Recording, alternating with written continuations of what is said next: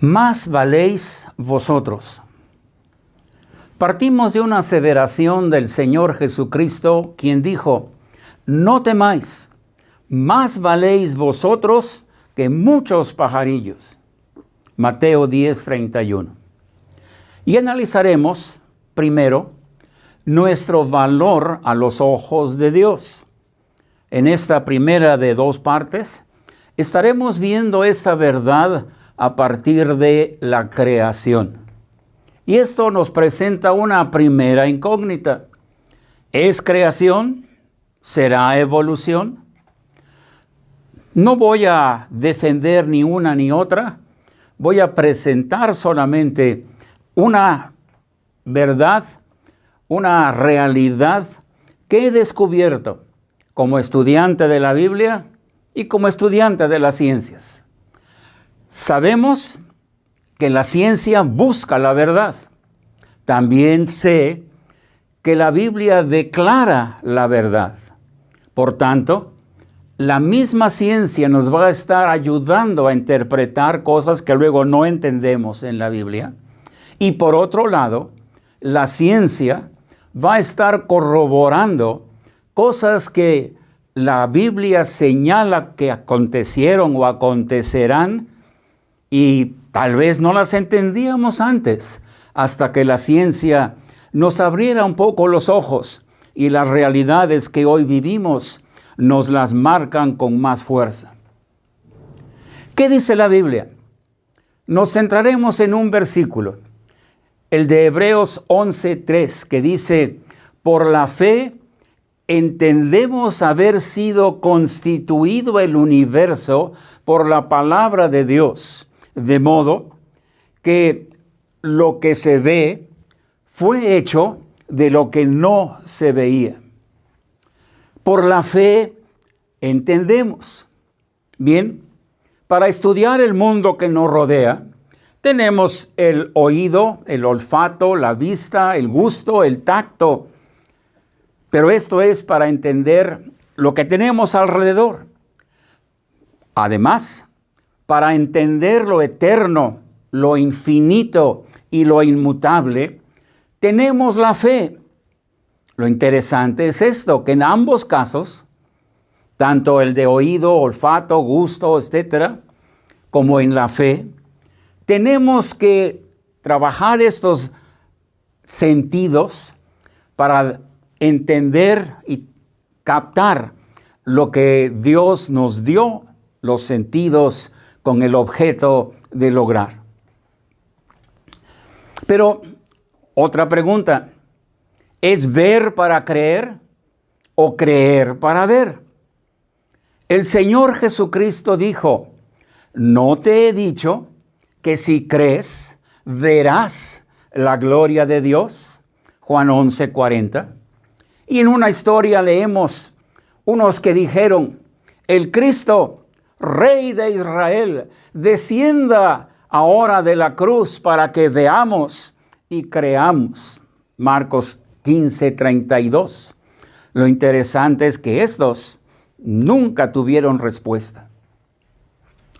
Cuando la ciencia quiso estudiar las partículas del átomo, diseñó la cámara de niebla.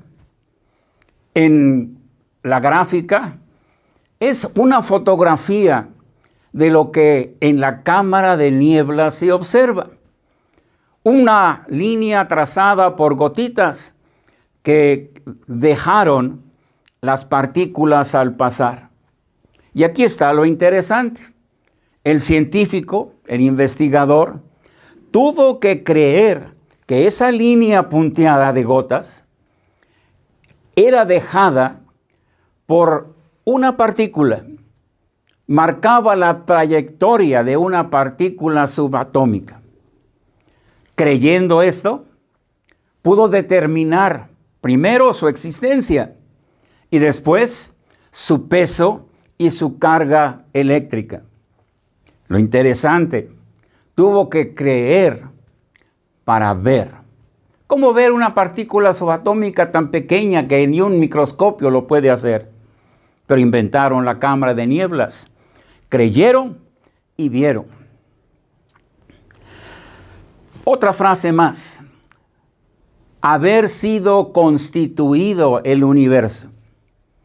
El universo fue constituido sin necesidad de ensayos y de prototipos y no ha requerido actualizaciones.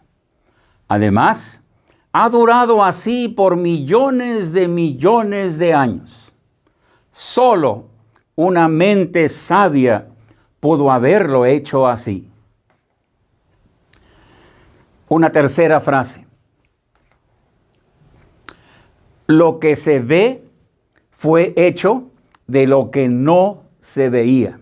También leemos en la Biblia, todas las cosas, las que hay en los cielos y las que hay en la tierra, visibles e invisibles, todo fue creado por Él y para Él. Lo interesante para mí es que el que escribió estas palabras en la Biblia no entendía qué escribía al decir invisibles. Nosotros ya lo sabemos. ¿Qué encontró la ciencia?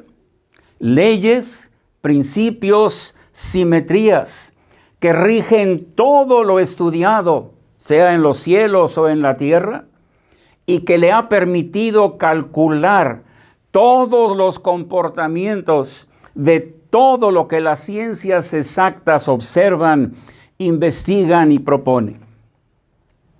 Desde el átomo hasta los astros. Hace varios años había una física para lo micro, para lo subatómico, y había otra para lo macro, la de Newton se llamaba. Ya no. Vino Einstein y otros investigadores más y unieron las dos cosas en un solo juego de leyes y de principios. Qué interesante. Lo mismo para los astros que para los átomos, pequeños y que casi no se ven. También ha encontrado constantes tan usadas en la química y la estadística. Por ejemplo, la gravedad, usada en los cálculos de peso y movimiento. La velocidad de la luz, tan usada por Einstein en sus fórmulas. Y el valor de pi, tan conocido en la geometría que se enseña en secundaria. La manera de calcular una circunferencia, el volumen de una esfera, etc. Ahí está el valor de pi. Pero lo interesante es que también el mismo valor de pi se encuentra en varias fórmulas que se usan en todas las ciencias exactas. La pregunta, ¿llegaría Dios al valor de estas constantes por prueba o error? ¿Sería al azar? Sabemos que si alguna de estas constantes variara por 1/1000 su valor, habría caos en el universo. También no podría comenzar probando con una de esas constantes y luego añadir otra, y añadir otra, y añadir otra. Todas juntas tenían que trabajar en el mismo momento y en el mismo lugar. La Biblia afirma, Él, Cristo, es antes de todas las cosas y todas las cosas en Él subsisten. Colosenses 1:17. Dios tiene la sabiduría para crearlas y el poder para mantenerlas sin cambio en una forma constante a través de tantos siglos.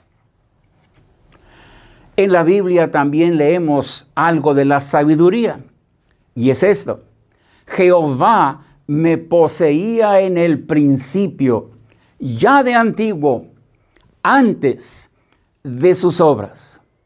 Esta sabiduría no fue adquirida por el estudio, ni se enriqueció por experimentos y experiencias. Es una posesión completa y perfecta que Él tenía desde antes de que el universo fuera creado.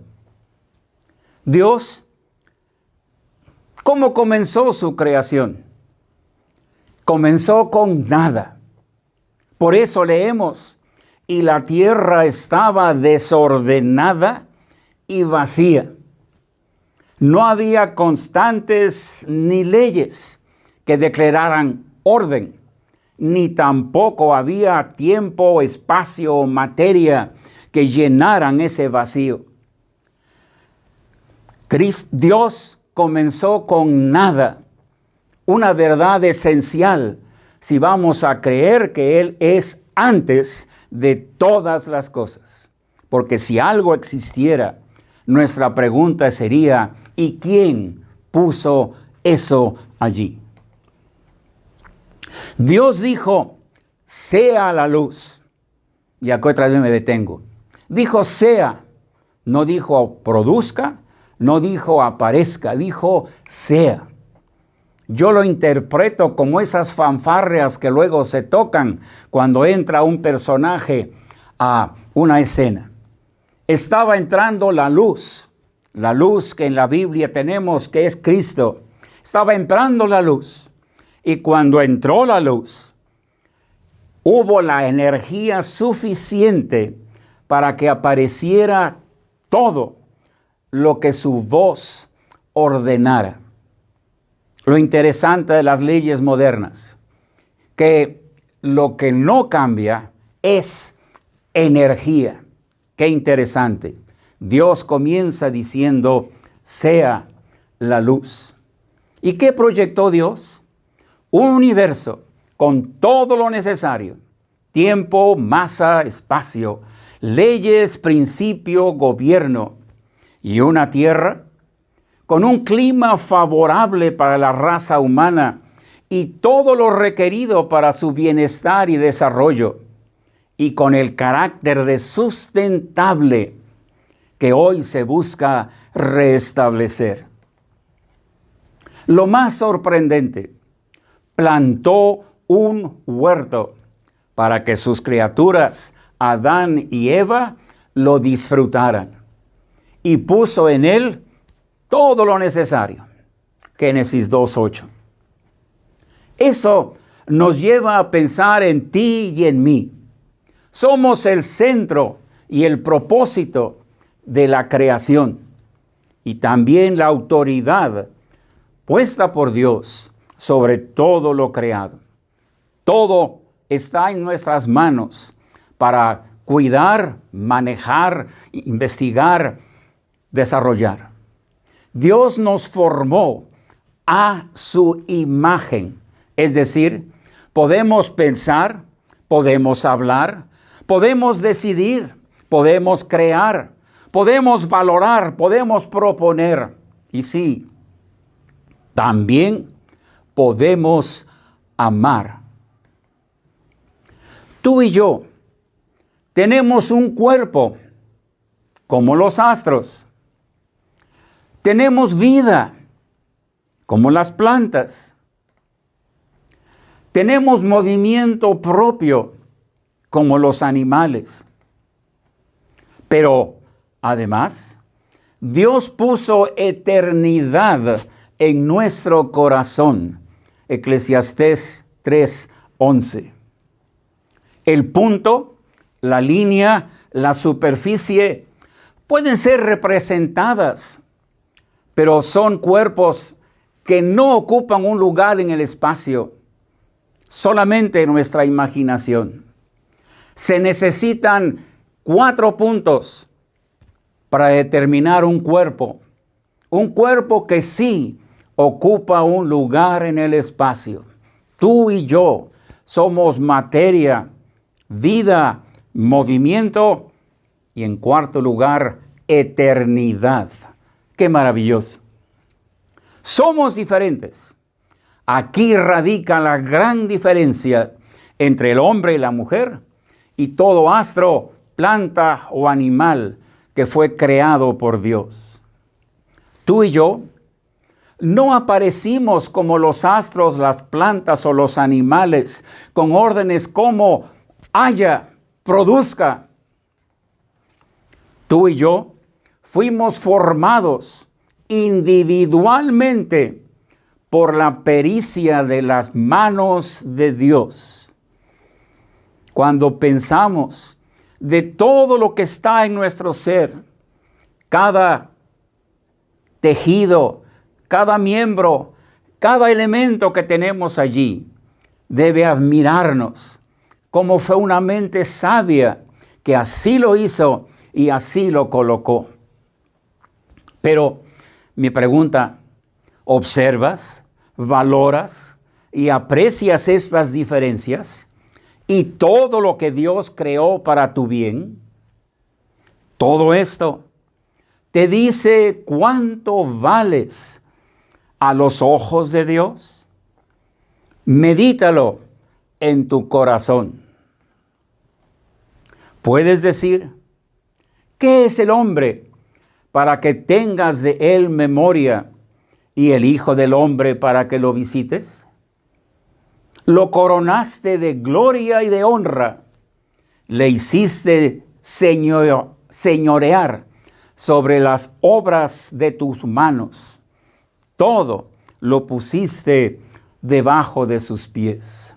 Esto expresó el salmista en el Salmo 8, del 4 al 6. Lo triste, el mundo que hoy habitamos ya no es tan perfecto y tan hermoso como cuando Dios lo creó. Pero lo que aún puedes observar debe llevarte a concluir: Dios es creador y es sustentador del universo. Lo real, tú y yo somos la muestra máxima de su sabiduría y de su virtud, al ser formados por sus manos. Y somos la muestra más grande de su amor, al proveer Dios para nosotros todo lo necesario para nuestro bien.